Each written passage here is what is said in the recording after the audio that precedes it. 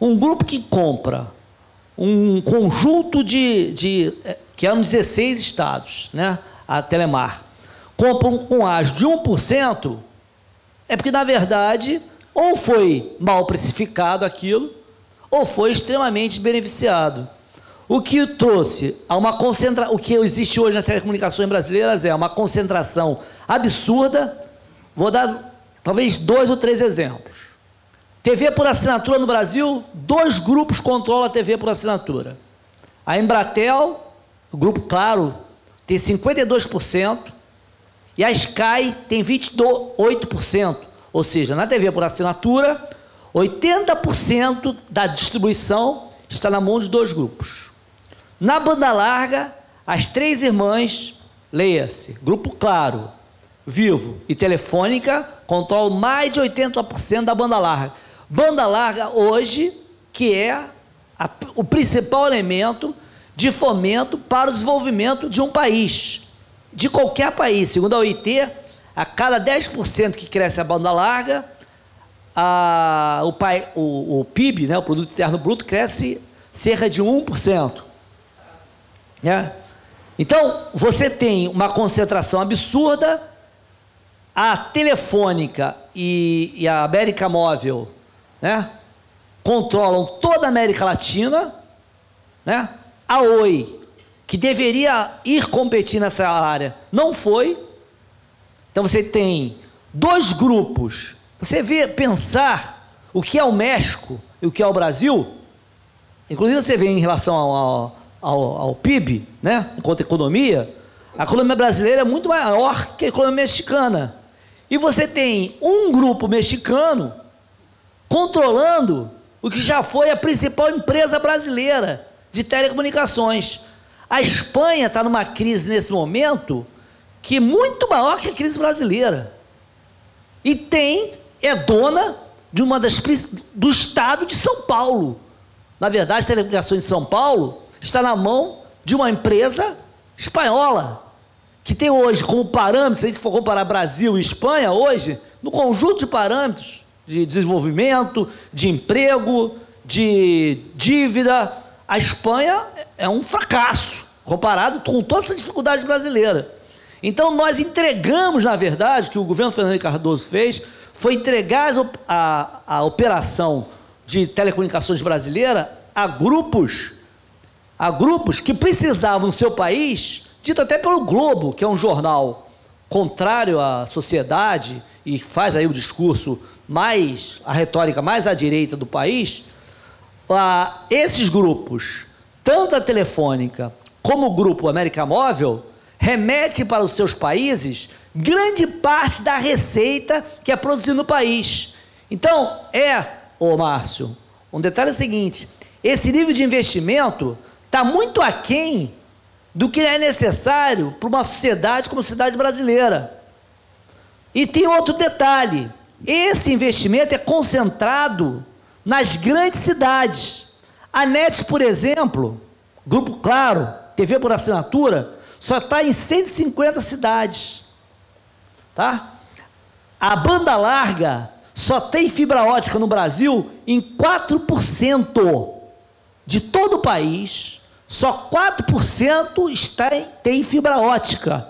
O resto é tecnologia XDSL, ou seja, é cobre com um equipamento que potencializa isso ou via satélite. Mas, basicamente, a banda larga no país é dado pelas 3 irmãs, então que a Sky dá em banda larga é nada, tá? Na verdade, a banda larga tem que ser incluída, inclusive, também a TIM, que é italiana. Então, o que você viu no processo de privatização do país foi processo não de internacionalização da nossa economia, foi de entrega do nosso país, de quebrar as pernas do país na possibilidade de investir, deslocar o centro de poder, porque nenhum país, você vai à Alemanha. Para concluir, viu, meu amigo? Eu vou concluir, meu irmão. A Alemanha não vendeu a Deutsche Telekom. Na França, tem lá a France Telecom também que não foi vendida. A Espanha, o Estado tem golden share, tem ação de ouro lá. Então, a Telefônica, apesar de ser uma empresa privada, continua sob o controle do Estado, né? Então, os países, os Estados Unidos agora, você viu o que a AT&T fez? A AT&T é a maior empresa, a AT&T que fez, na década de 80, se dividiu na Baby Bells, hoje é a maior empresa de TV por assinatura do mundo. Do mundo. Inclusive, tem 190 milhões de usuários na América Latina. Ou seja, o que nós hoje estamos defendendo na DET, coordenada pelo Márcio Patusco, é que nós temos que discutir que a banda larga tem que estar em regime público. Por quê? A telefonia fixa, como foi mostrado ali, virou commodity, né? A telefonia fixa hoje vai como um elemento a mais dentro desses combos que as empresas oferecem, só que as empresas não querem discutir a banda larga. Por que elas não querem discutir a banda larga? Que a banda larga é onde está hoje todo o suporte para todos os serviços de telecomunicações. E é da onde você retira a maior parte da receita ainda está na telefonia fixa. Mas, quando você vê os quadros de crescimento da receita em todas as operadoras, você vê que o quadro, aonde cresce de forma geométrica, é aonde? Na banda larga, é em dados. Marcelo, aquilo que a gente discute no grupo, eu participo do grupo também, tá? Aquela pergunta, quem fiscaliza isso hoje em dia? Quem deveria fiscalizar? Quem fiscaliza? Ninguém. Isso. A incompetência está na Anatel. Não, então. Olha só, eu vivi 35, nós vivemos, né, anos e anos. Isso. Não. Eu pedi... Quem fiscaliza quem deveria fiscalizar é a Agência Nacional de Telecomunicações, que, na minha opinião, deixa muito a desejar. Eu só quis deixar um quadro claro de que há dois elementos, porque se a gente olhar a coisa muito isolada, a gente desloca para um campo perigoso. E não discute o que eu acho essencial, é como fazer que o tema aqui é telecomunicações e desenvolvimento. Para as telecomunicações produzirem e fomentar o desenvolvimento, você tem que mudar um modelo que está concentrado na mão de 3 ou 4 operadoras que não tem nenhum interesse na questão do crescimento do país. Esta é a questão. A questão dos fundos não é só em telecomunicações que os fundos são contingenciados. Os fundos de energia elétrica são contingenciados. O conjunto dos fundos são contingenciados. Não é aí. O que as operadoras, qual foi o setor que teve, no ano de 2014, 200 bilhões de receita? Eu quero saber quais foram os setores que tiveram 200 bilhões de receita. É aí que está a questão. Porque a Oi, a Telefônica, e vou terminar, e a Embratel só investem, por isso que elas pararam de investir. Por que elas pararam de investir em telefonia fixa? Sabe por quê? Que o retorno que elas têm ali naquela área é muito baixo. E elas mantêm uma tarifa absurda, que é uma das maiores tarifas do mundo, né? Então, esse que é o problema. Para o país crescer, para o país desenvolver, você tem que transformar a banda larga, colocar a banda larga em regime público. Hoje, o único serviço que está em regime público é a telefonia fixa. Se continuar a telefonia fixa em regime público, você não vai conseguir mudar essa pirâmide. Porque um dos detalhes ali, a gente viu vários gráficos, um dos principais gráficos é ver que a classe D, a classe C, D e E não participam desse jogo, né? Que a classe A e B tem lá, não precisa discutir, já está totalmente, tem tudo que é serviço, está no estado da arte já, porque nós temos serviços de telecomunicações. O problema aqui não é de qualidade do serviço de telecomunicações, é desinteresse dos operadores de telecomunicações. Eu duvido que o mesmo problema aconteça no Rio de Janeiro, em Japeri e no Leblon, né? Eu duvido que haja uma demanda em Japeri, não sei se todos sabem onde é Japeri, né? É longe de Paca, né? E no Leblon, se o Márcio ou alguém, né? Márcio não mora, Márcio é uma laranjeira, mas alguém que mora aqui em Ipanema e tal, e demande de uma operadora, se a correção do serviço, né, tem uma dinâmica muito maior do que na Pavuna, no Japeri. Por quê? É uma questão de interesse. As operadoras não têm interesse algum, até porque o modelo foi constituído exatamente dessa forma. O que nós estamos discutindo é inverter esse modelo, ter uma perspectiva social e não uma perspectiva financeira. O problema hoje do Estado é que o Estado, inclusive este Estado, tem uma perspectiva financeira e, enquanto continuar com a perspectiva financeira, não vai reverter, não é só em telecomunicações, não. Em nenhuma área de infraestrutura será revertido se você não tiver uma visão desenvolvimentista, que é a discussão que está colocada no país. Aqueles que defendem o desenvolvimentismo na linha keynesiana e aqueles que defendem o neoliberalismo, né? Aquela Companheiro, ideia que o... Obrigado, ficou clara a sua colocação. Eu não tenho nenhuma dúvida, acho que todos. Agora, eu gostaria de dar uma oportunidade, dentro do tempo, que outros se manifestassem. Lhe agradeço, viu? Quem vai falar? Nós já tivemos 3 colegas que saíram, exatamente porque não tiveram a chance de falar. Um deles, com certeza, queria falar. Eu vou trazer aqui para o rapaz, vou pedir que você se identifique, tá? Nome e qual é a sua universidade. Você é estudante.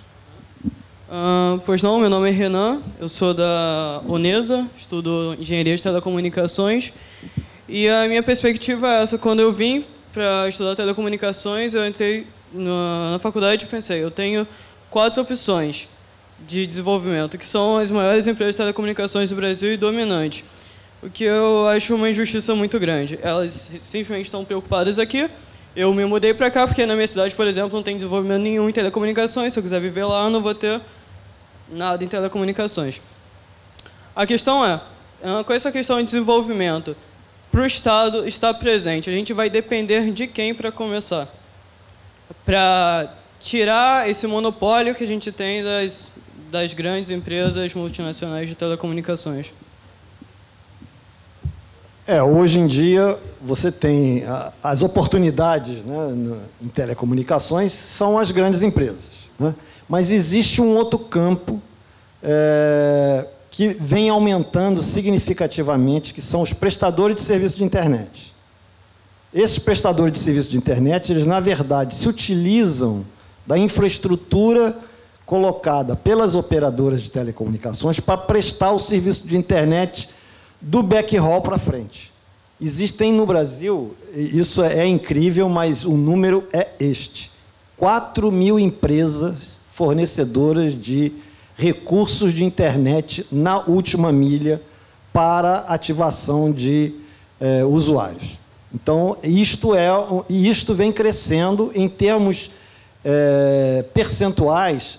Há 3 ou 4 anos atrás era 8%, ou seja, as grandes operadoras tinham 92% e esses provedores de internet tinham 8%. Hoje já é cerca de 15%, então em 3 anos eles praticamente dobraram a sua participação e se utilizam de infraestrutura ou da Telebrás ou das operadoras regionais para prestar serviço de internet na última milha.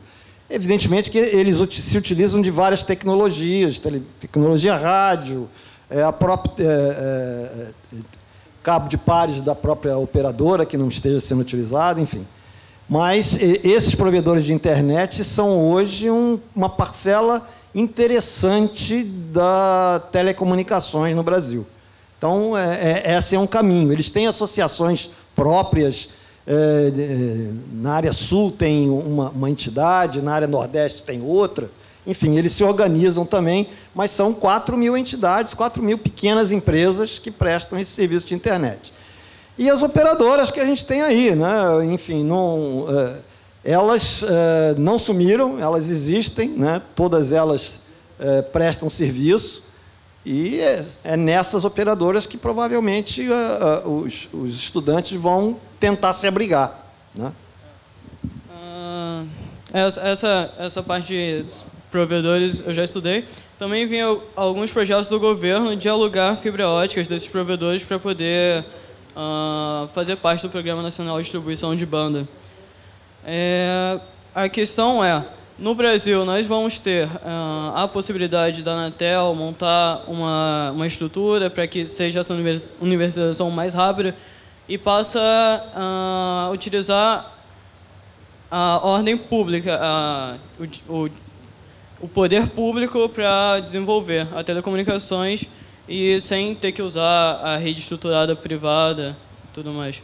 Não... A ideia que eu coloquei é essa, né?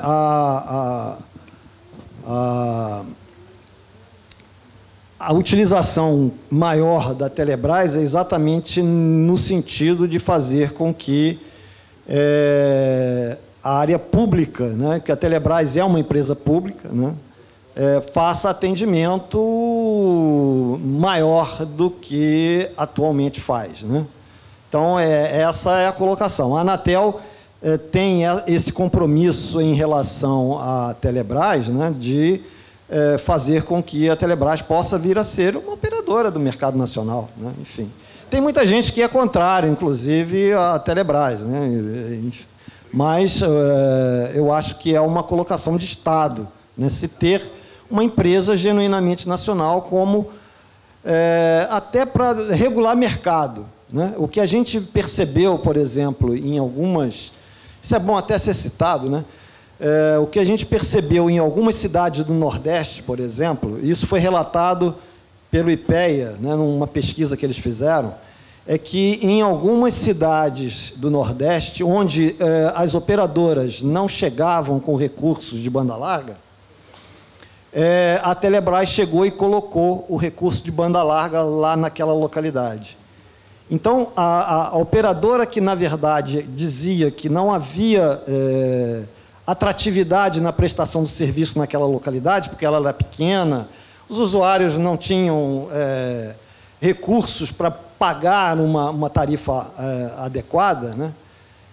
Logo em seguida que a Telebrás chegou lá e colocou, e um prestador de serviço de internet começou a operar, a operadora local, que no caso era provavelmente a Oi, né? Que era a prestadora de serviços no Nordeste, ela entrou em competição com esses prestadores de serviço de internet. Ou seja, a alegação anterior de que a localidade não tinha atratividade comercial, ela voltou atrás e passou a competir com quem prestou o serviço via um recurso que foi colocado pela Telebrás. Então, isso vai provavelmente existir em vários locais do Brasil, com certeza, né? Olá. Boa noite, meu nome é Joel. Boa noite. Patusco, acho que nós fomos colegas da PUC. Ah, 68. 681. Tá. Então, eu sou engenheiro, né? Tenho uma empresa chamada C3 Engenharia. E sou ligado à Universidade do Estado do Rio de Janeiro, UERJ, né? Onde já tivemos um período